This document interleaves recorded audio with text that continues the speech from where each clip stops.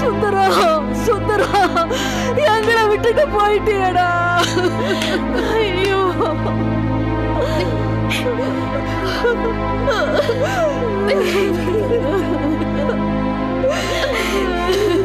கடவுளே, நான் உன்னை நினைக்காத நேரம் இல்ல, கும்பிடாத நாளும் இல்ல.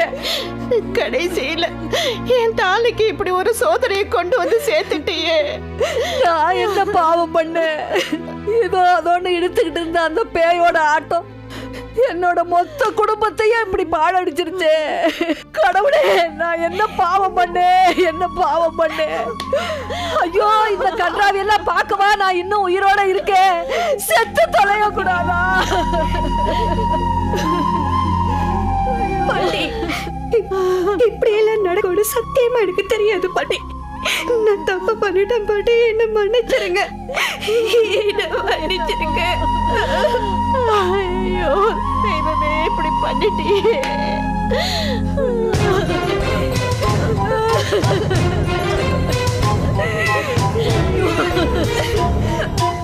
சங்கரா,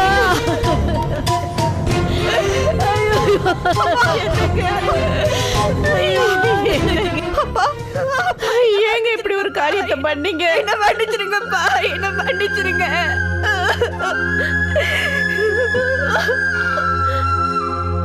இப்படிப்பட்ட அப்பனுக்கு நான் மகளா பிறக்கணுமான்னு வருத்தப்பட்டியம்மா. அதை கேட்டு நான் எவ்வளவு வேதனைப்பட்ட தெரியுமா? இப்போ தப்பு செஞ்ச ஒரு சித்தப்பனையும் மாமனையும் பலி கொடுத்துட்டு வந்து நிக்கிறேன். இனிமே ஒரு நல்ல அப்பனுக்கு தான் நீ பிறந்தே நீ பெருமைப்பட்டுக்கலாமா? அப்பா, நான் எத்தனை ஜென்மம் எடுத்தாலும் உங்களுக்கு தான்ப்பா மகளா பிறக்கணும்.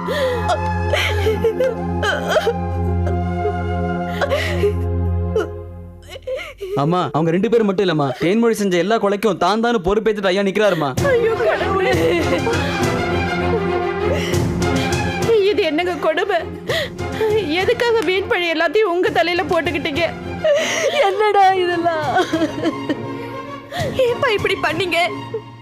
சொல்லுங்கப்பா. லதா, நீ மட்டுமா எனக்கு பொண்ணு? தேன்மொழி, கயல்விழி அவங்களும் என் பொண்ணுங்க தான்.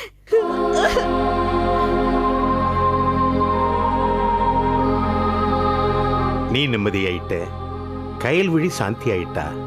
ஆனா உங்க 2 பேருக்காகவும் இத்தனையும் செஞ்ச தேன்மொழி, இப்ப தேன்மொழிக்கு என்ன விட்டா யார் இருக்கா? அவளுக்கு ஒரு வாழ்க்கை அமைய வேண்டாமா? அவளுக்கு நான் ஒரு நல்ல வாழ்க்கை அமைச்சு கொடுக்க வேண்டாமா? அதனால தான் எல்லா பழியும் நானே ஏத்துக்கிட்டேன்.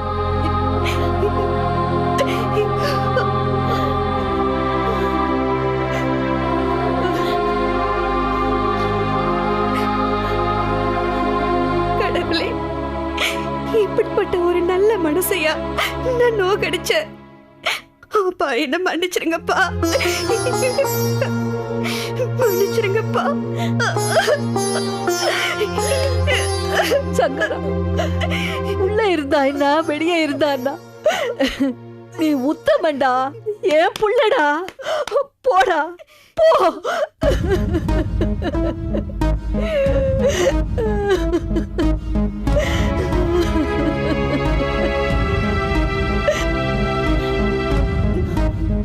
நாம எல்லாருமே நன்றி சொல்ல வேண்டியது அதோ அந்த 4 குழந்தைகளுக்கு தான்.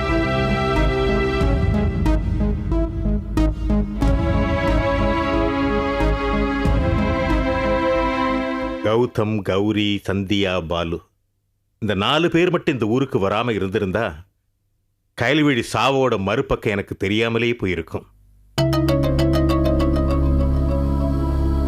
நாம எல்லாருமே ஒவ்வொரு பௌர்ணமிக்கும் அமானுஷத்துக்கு பயந்து வீட்டுக்குள்ளேயே அடைஞ்சு கிடந்தோம். ஆனா இந்த பசங்க தைரியமா வீதிக்கு வந்து என்ன நடக்குதுன்னு ஆராய்ச்சி பண்ணியிருக்காங்க. அதோட விளைவுதான் பாக்கியம் பைத்தியம் இல்லைங்கிறதுல இருந்து ஆரம்பிச்சு கயல்விழியோட பரிகாரம் வரைக்கும் தெரிஞ்சுக்கிட்டேன். இந்த மாதிரி குழந்தைங்க ஊருக்குள்ள 4 பேர் இருந்தா ஊர்ல யாருமே தப்பு செய்ய மாட்டாங்க. மீறி தப்பு செஞ்சாலும் தப்பிக்கவே மாட்டாங்க. இவங்கெல்லாம் மேலும் மேலும் வளரணும்னு வாழ்த்தி எனக்குண்டான தண்டனை நான் தேடி போறேன்.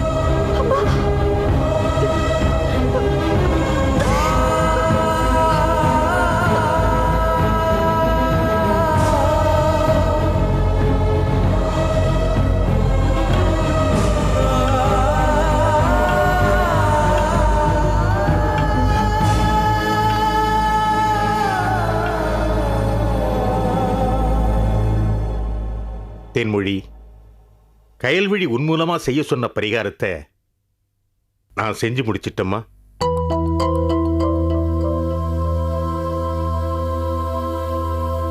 இந்த காலத்துல யாருமே செய்ய தயங்குற உதவியே ஒரு தோழிக்காக தன்னுடைய கடமையா நினைச்சு செஞ்சியே. இதை விட பெரிய தியாகம் என்னம்மா இருக்க முடியும்? என்ன இருக்க முடியும்? கோப்பெரும் சோழன் பிசிராந்தையார், பகவான் கிருஷ்ணன் குசேலர், ராஜா தேசிங்க அகமத் கான், இந்த வரிசையில தேன்மொழி கயல்விழியோட நட்பு காலாகாலத்துக்கும் பேசப்படுற மாதிரி ஊருக்கு நடுவுல கயல்விழிக்கு சிலை ஏற்பாடு பண்றேன்.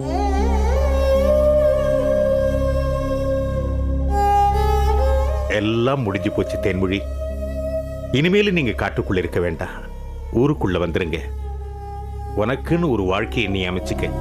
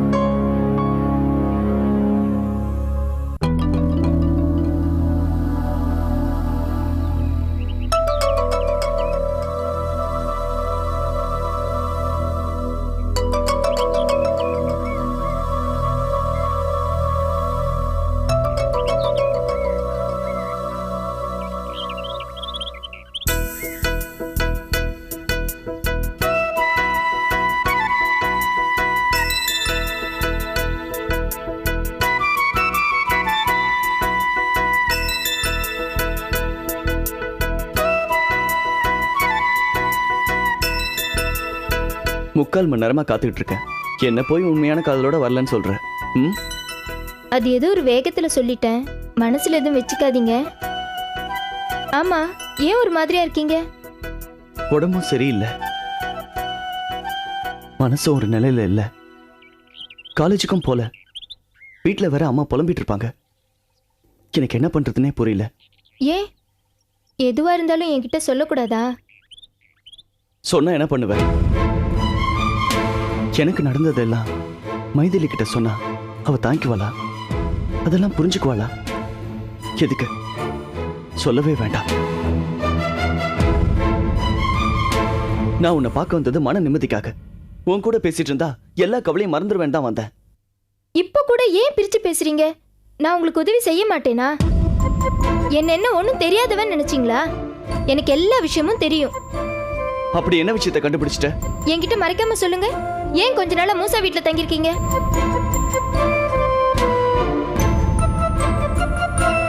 அதான் சொன்னனே உடம்பு சரியில்லைன்னு. அதுக்காக மூசா வீட்டுல மருந்து சாப்பிட்டுட்டு இருக்கேன்.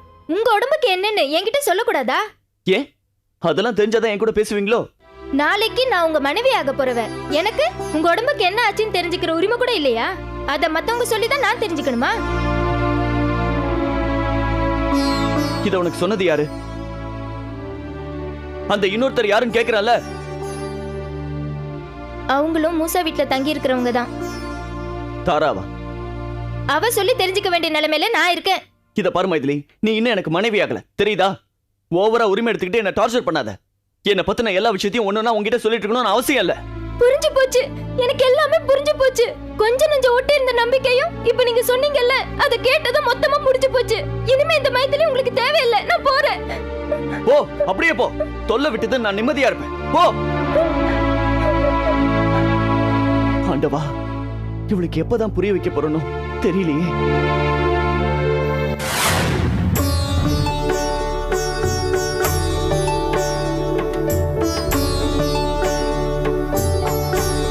கடவுளே, நீதான் துணை இருக்கணும்.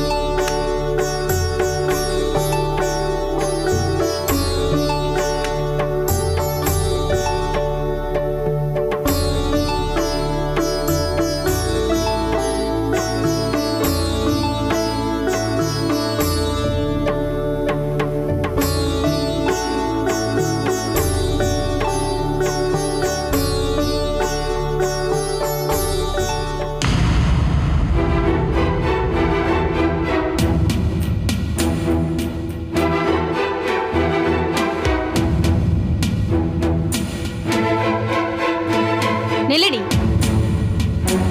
செய்யறதெல்லாம் செஞ்சுட்டு ஒண்ணுமே தெரியாத பச்சை பிள்ளை மாதிரி போயிட்டு இருக்க. நானா? நான் என்ன பண்ணேன்? நான் என்ன பண்ணேனா? என்ன பண்ணலன்னு கேளு, அதுதான் சரியா இருக்கும். தான் உண்டு தான் படிப்புண்டுன்னு இருந்த என் புள்ளைய அவன் பைக்ல ஏறிக்கிட்டு பேய பத்தி ஆராய்ச்சி பண்றேன்னு விடிய விடிய ஊர் சுத்தினியே. இப்ப அவன் எந்த நிலைமையில இருக்கான்னு பார்த்தல. பேய் அடிச்சதோ முனி அடிச்சதோ தெரியல, என் புள்ள இப்ப புத்தி பேதரிச்சு போய் கிடக்குறான். இப்படி அவனை தெருவில் அலைய விட மகராசி நீ எங்கிருந்து தான் தேடி வந்தியோ எனக்கு தெரியல. எல்லாம் இந்த கடவுளுக்கு தான் வெளிச்சம். என்ன என்ன பாக்குற? என் புள்ளைய அடிச்ச அதே பேய் ஒரு நாளைக்கு கண்டிப்பா உன்னையும் அடிக்கும். அப்ப உன்னை பெத்தவங்க வேதனைப்படுவாங்கல்ல, அப்பதான் நான் படுற வேதனை என்னங்கிறது உனக்கு புரியும். என்ன நிக்கிற? போ, போய் அடுத்த பலியாடு எங்க இருக்குன்னு தேடி கண்டுபிடிச்சு அழி. போ. என் வயித்தெரிச்சல் உன்னை சும்மா விடாதுடி. நீ அழியறத நான் பார்க்கத்தான் போறேன்.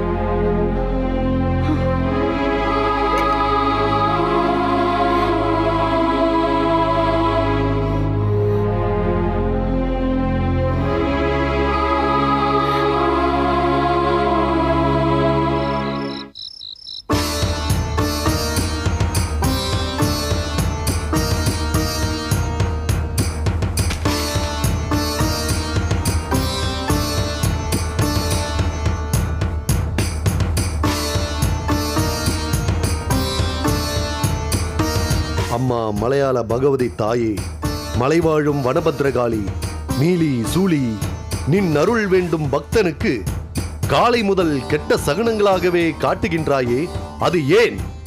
பேய்களையும் பிசாசுகளையும் ஆவிகளையும் அடங்கா பிடாரிகளையும் அடக்கி ஒடுக்கி ஓட்டும் இந்த பேயோட்டி பேச்சியப்பனுக்கு நின் அருள் பரிபூரணமாக வேண்டும் தாயே, காத்தருள்வாயம்.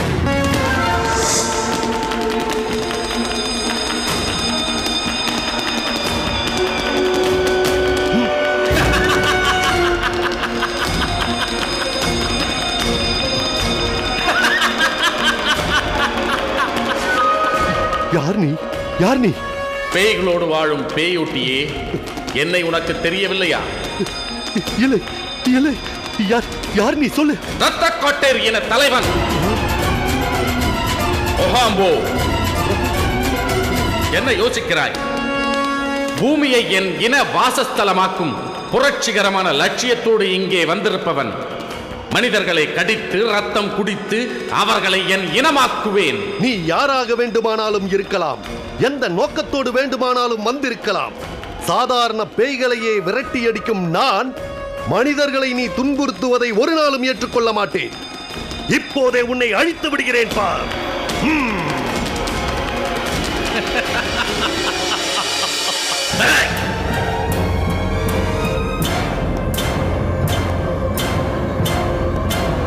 முட்டாளே, போதும் உன் உளறலை நிறுத்து. உன் எச்சனி மந்திரத்தால் என்னை ஒன்றும் செய்ய முடியாது. இப்பொழுது உன்னை கடித்து என்னால் ரத்தம் குடிக்க முடியும். கடிக்கட்டுமா?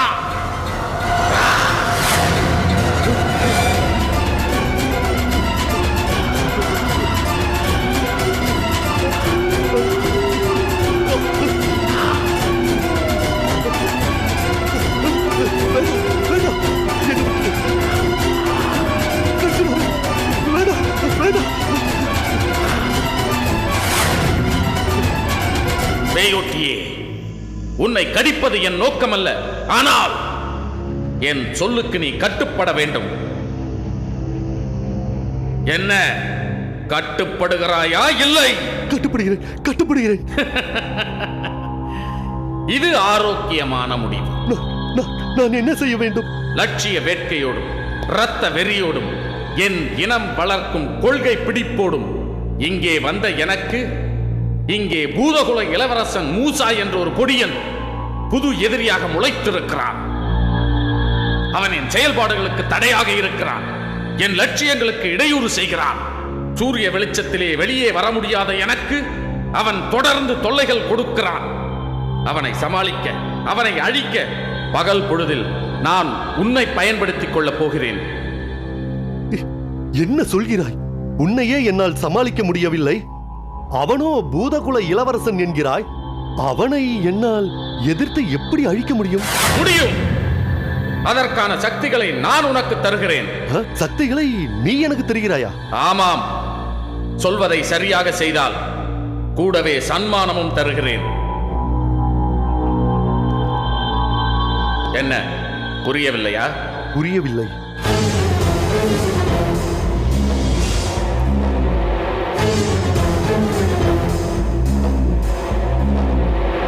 புரிந்ததா?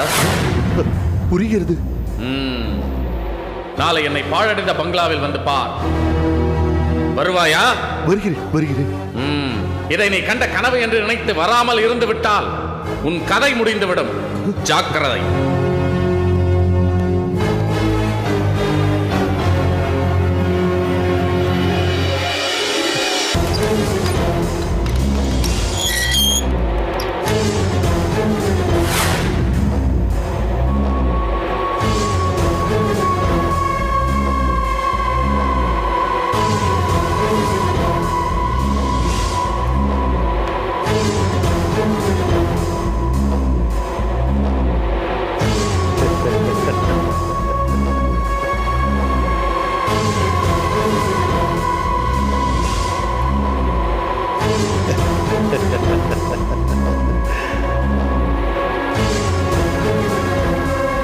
வைத்தியரம்மா, வைத்தியரம்மா, வாங்கம்மா. யாரது? வணக்கம்மா. வணக்கம். நீங்க? எனக்கு பக்கத்து ஊருமா. செடி விற்கிறது என்னோட தொழில். பேரு வீரமுனிமா. சரிங்க. உங்க உடம்புக்கு ஏதாவது? அதெல்லாம் ஒண்ணும் இல்லம்மா. ஒரு நிமிஷமா.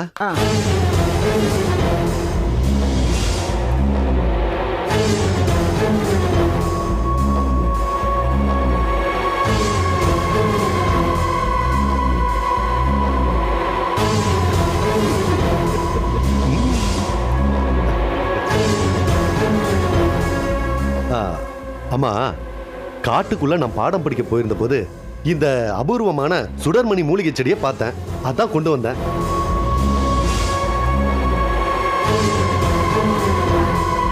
சுடர்மணி செடியை பத்தி நானும் கேள்விப்பட்டிருக்கேன். இது அபூர்வ மருத்துவ குணம் நிறைஞ்சதாமே? ஆமாமா. நாம அரைக்கிற மருந்துல இதுல ஒரு இலைய கிள்ளி போட்டு அரைச்சா போதும், வியாதியோட வீரியம் பாதியா குறைஞ்சிடும். அதோட நோயும் சீக்கிரம் குணமாயிடுமா. அப்படியா? ஆமாமா. நீங்க ஏழைப்பாளைகளுக்கு இலவசமா காசு வாங்காம வைத்தியம் பண்றீங்கன்னு கேள்விப்பட்டு உங்க சேவையில என்னோட பங்கு இருக்கட்டுமேன்னு இந்த அபூர்வ மூலிகை செடியை உங்களுக்காக நான் கொண்டு வந்தேம்மா. இந்தாங்க.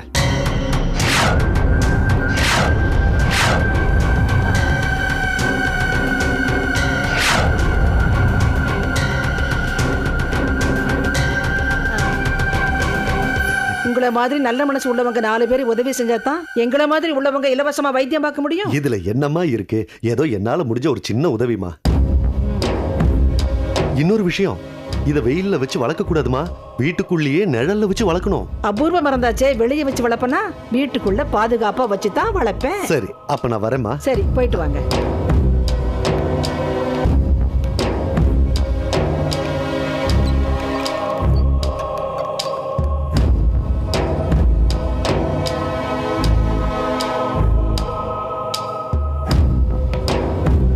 இந்த மாதிரி மூலிகை செடி இருந்துட்டா வைத்தியத்துக்கு பாதி வேலை முடிஞ்ச மாதிரி.